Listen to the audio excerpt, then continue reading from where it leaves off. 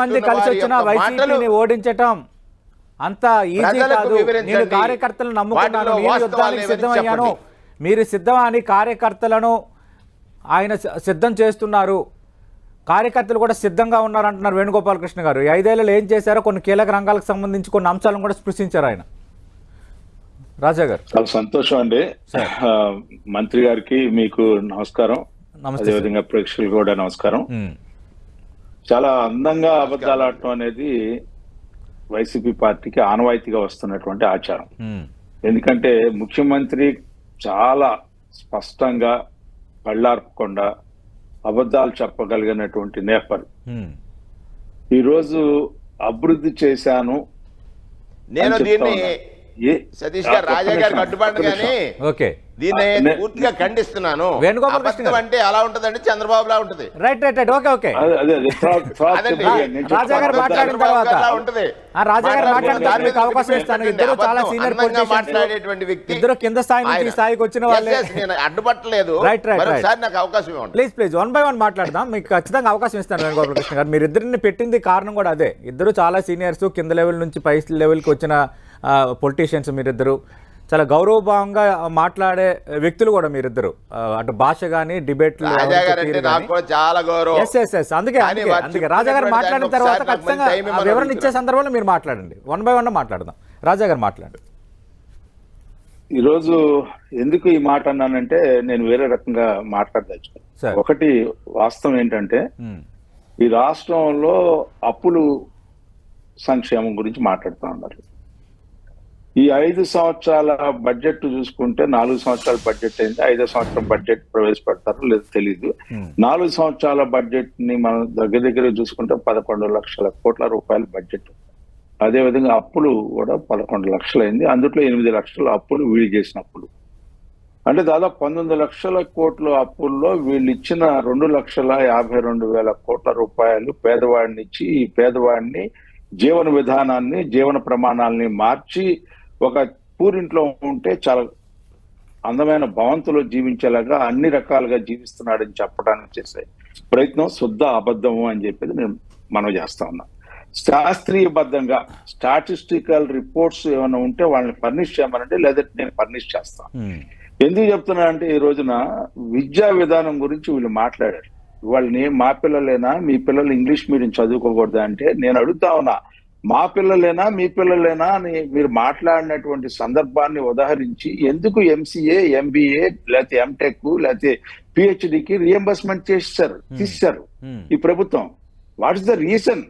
అంటే ఉన్నతమైనటువంటి విద్యని అభ్యసించడానికి పేదవాడు పనికిరాడా? ఇదేనా సామాజిక న్యాయం? నెంబర్ 1. నెంబర్ 2, మీరు ఏదో ఆరోగ్యశ్రీ అని చెప్పి ఏదో మేము 3,500 పథకాలు తీసుకొచ్చామంటారంటే అసలు ఆరోగ్యాన్ని దెబ్బతీసినటువంటి ప్రభుత్వం ఏదైనా ఉందంటే వైసీపీ ప్రభుత్వం. Why you introduce cheap liquor? What is the reason? మీరు మద్యపానాన్ని నిషేధం చేస్తానని చెప్పినటువంటి పెద్దలు, మేము మద్యపాన నిషేధం చేయకపోతే 2024 ఎన్నికల్లో మేము ఓటు అడగము అని చెప్పినటువంటి స్వయంగా ఆనాటి ప్రతిపక్ష నేత, ఈనాటి ముఖ్యమంత్రి గారు ప్రకటించినటువంటి నేపథ్యంలో మీ మాటలు ఏమైపోయినాయి? ఇది అబద్ధపు మాటలు కాదా అని చెప్పి నేను అడుగుతా ఉన్నా.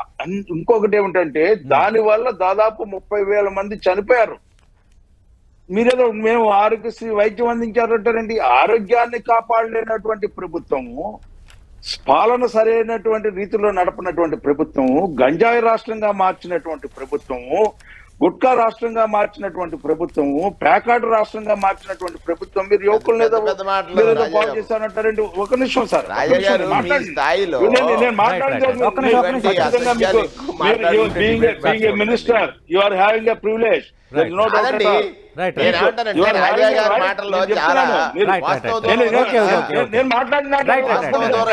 వేణుగోపాలకృష్ణ గారు 1 by 1 మాట్లాడతాం సార్.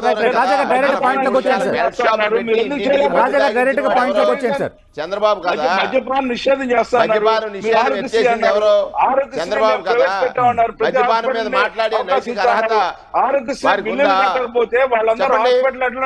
మద్యపాన నిషేధం మీద మాట్లాడే అర్హత వారికి ఉందా? ఎన్టీ రామారావు గారు మద్యపానం పెట్టారు. చంద్రబాబు నాయుడు గారు ఎంతవరకు విద్యార్థులు చదువుకోవడానికి మానసికంగా ఎంత సఫర్ అవుతా ఉన్నారు. మీరు ఏదో చెప్పడానికి ప్రయత్నిస్తే పాలసీలని పెట్టడం కాదు. ఇవాళ 130 పథకాలు రద్దు చేసినటువంటి పథకాలు ఇవాళ చంద్రన్న బీమా ఎందుకు రద్దు చేశారు? పెళ్లి కానుక ఎందుకు రద్దు చేశారు? లేదా దుల్హన్ కార్యక్రమాన్ని ఎందుకు రద్దు చేసి ఇంట్రడ్యూస్ చేశారు? లాస్ట్ ఇయర్ లో మీరు దుల్హన్ కార్యక్రమానికి ఎందుకు నిబంధనలు పెట్టారు? ప్రామాణికంగా ఉన్నటువంటి నిబంధనలు పెట్టారు. ఎందుకు ఎలిమినేషన్ ప్రాసెస్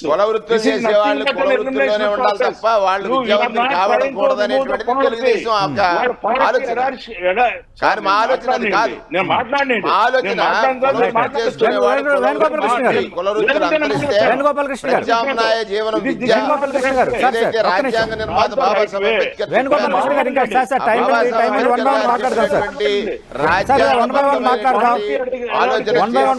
ఆల్పాటి రాజా గారు కూడా మంత్రిగా పనిచేసిన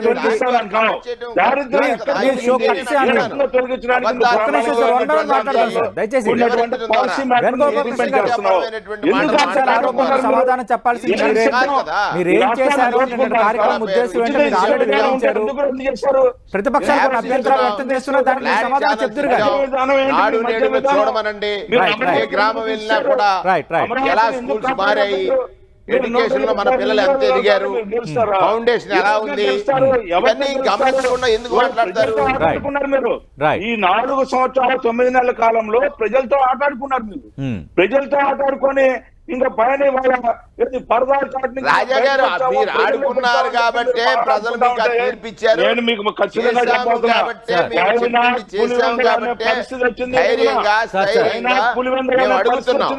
ముఖ్యమంత్రి గారు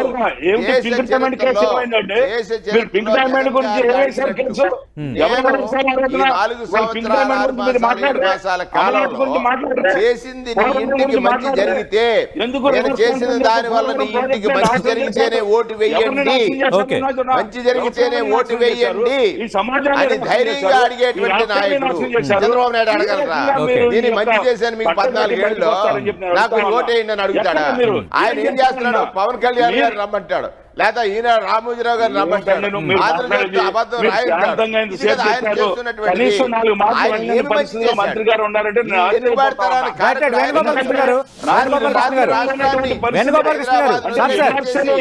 నేనేదో గొప్పగా చేశానని చెప్పాడే, ఆ రోజు ఓటుకు నోటు దొరికేసిన తర్వాత ఆయన చేసిన దానికి నష్టపోయింది.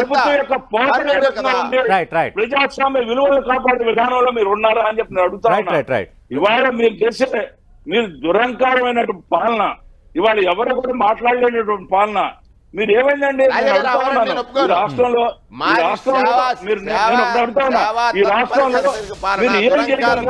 ఎక్కడ జరగాలి? ఎవరిని మాట్లాడగలిగారు? ఏ రకమైన జీవన ప్రమాణాలు జరిగింది?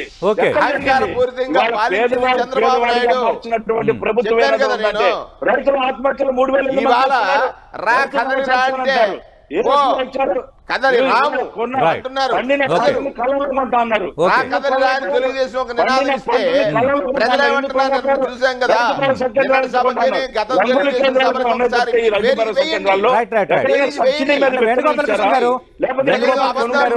రాజా గారు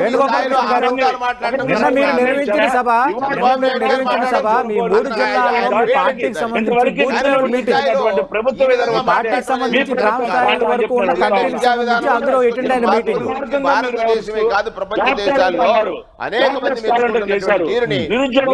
మాట్లాడటం వల్ల అది కరెక్ట్ కాదు. ప్రజలకు తప్పుడు సంకేతం ఇవ్వడానికి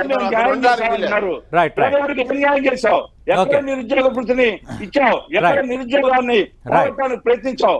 ఎక్కడైనా సరే ఉద్యోగం ఇచ్చావా అని చెప్పి నేను అడుగుతా ఉన్నా. ఏ రకమైన ఉద్యోగం ఇచ్చావు? నోటిఫికేషన్ ఇప్పుడు ఇస్తావా? ఇప్పుడు ఇస్తే ఎప్పుడు వస్తే ఉద్యోగాలు మీరెన్ని ఉద్యోగాలు ఇచ్చారు? ఇంటికో ఉద్యోగం ఇస్తానని చెప్పి ఇంటికో ఉద్యోగం సతీష్ గారు తీవ్రంగా ఖండిస్తారు. ఇంటికో ఉద్యోగం ఇస్తానని చెప్పినటువంటి చంద్రబాబు నాయుడు 5 సంవత్సరాల ఆల్పాటి రాజా గారు 3 లక్షలకు పైగా ఉద్యోగాలు ఇచ్చాము, వైద్య ఆరోగ్య శాఖలో ఇప్పుడు 56,000 ఉద్యోగాల భర్తీకి రంగం సిద్ధం చేశాము, త్వరలో డిఎస్సి కూడా వేయబోతున్నాము. ఇవన్నీ ముఖ్యమంత్రి ప్రస్తావించిన అంశాలు. 25 లక్షల రూపాయలు ఆరోగ్యశ్రీ ఇవ్వడం ప్రజారోగ్య రక్షణ కాదా? ఏదో గుట్టకాల్చి ముఖాన్ని వేసినట్టు ఈ రాష్ట్రం ఇమేజ్ దెబ్బతీయడమే వీళ్ళు పనిగా పెట్టుకున్నారు. ఈ రాష్ట్రం ఇమేజ్ దెబ్బతీయడానికి, రాష్ట్ర ప్రజల ఇమేజ్ దెబ్బతీయడానికే పనిగా పెట్టుకున్నటువంటి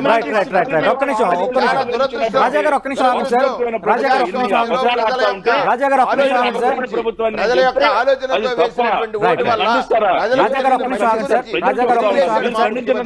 వేణుగోపాల్ కృష్ణ గారు మీరు సిద్ధం అని యుద్ధానికి మీరు సిద్ధం అని నిన్న భీమిలి నుంచి అధికార పార్టీ రాజకీయ పార్టీ అయిపోయిందని చెప్పి అంటే ఖచ్చితంగా గారు దేశంలో ఏ ముఖ్యమంత్రి కూడా తన పాలన నచ్చకపోతే ఓటేయద్దు, తన పాలన నచ్చితేనే ఓటేయండి అని అంత ఓపెన్ గా అంత ధైర్యంగా అడిగే ముఖ్యమంత్రి ఎవరూ లేరని మంత్రి గారు అంటున్నారు. అలాగే వైఎస్ఆర్ కాంగ్రెస్ పార్టీ నేతలు అంటున్నారు. మొన్న తిరుపతిలో జరిగిన ఇండియా టుడే ఎడ్యుకేషన్ సమ్మిట్ లో కూడా ఏ ముఖ్యమంత్రి ఇలా మాట్లాడలేదని రాజ్దీప్ సర్దేశ్ ఒక కామెంట్ కూడా చేశారు. అది కాదండి, అందుకే నేను చెప్తా ఉన్నాను, నేను దిగిపోవటానికి సిద్ధం అని చెప్పినంటే అతను బేల్తనం అప్పుడే బయటపడింది. నేను వేరేగా మాట్లాడలేదు.